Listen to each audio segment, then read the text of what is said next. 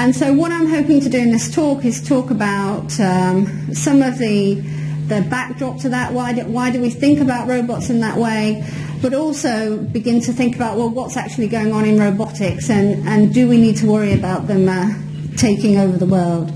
So this is a kind of object that you're probably all familiar with when you hear the term robot. But I'm going to show you the very, very first robots. These were the very first robots. They were characters in a play in the 1920s called Rossum's Universal Robots. And the play was written by a Czech writer called Karel Čapek. And basically, these robots, people tend to think of robots as kind of cute, cuddly toys, or, Hollywood depictions kind of devoid of politics. But the first robots were actually created and imagined in a time of absolute political turmoil.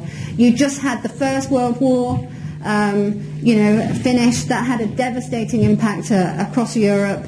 And so people were kind of reflecting on what does it mean to be human, what makes us human, those kind of questions. And this kind of context is what inspired Čapek to kind of write this play.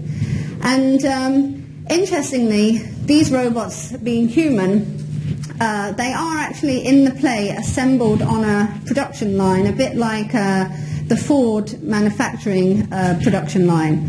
So even though they are human, they are assembled, and these robots are designed to labour, and that is their primary purpose in society.